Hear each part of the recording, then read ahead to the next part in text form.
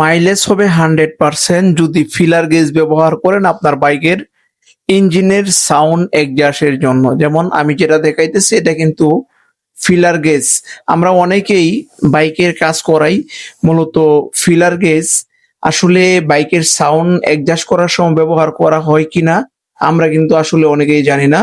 So আমি মনে করি আপনারা যারা বাইক ইউজ করেন অবশ্যই আপনার বাইকের যদি ইঞ্জিনের সাউন্ড এডজাস্ট করাইতে হয় অবশ্যই ফিলার গেজ দ্বারা আপনার বাইকের ইঞ্জিনের সাউন্ড 100% একুরেট করে নেবেন।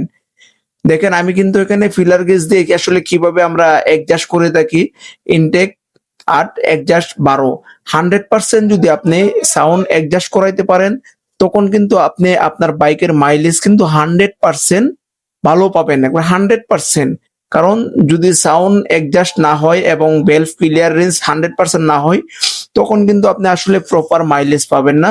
সো আপনারা যারা বাইক ইউজ করেন, বাইক ইউজার সবাই, যদি আপনাদের কাছে এই ভিডিও ভালো লাগে অবশ্যই অন্যদেরকে দেখার সুযোগ করে দিবেন। আর এমন নতুন ভিডিও পাওয়ার জন্য অবশ্যই আমাদের সাথে থাকবেন। আসসালামু আলাইকুম।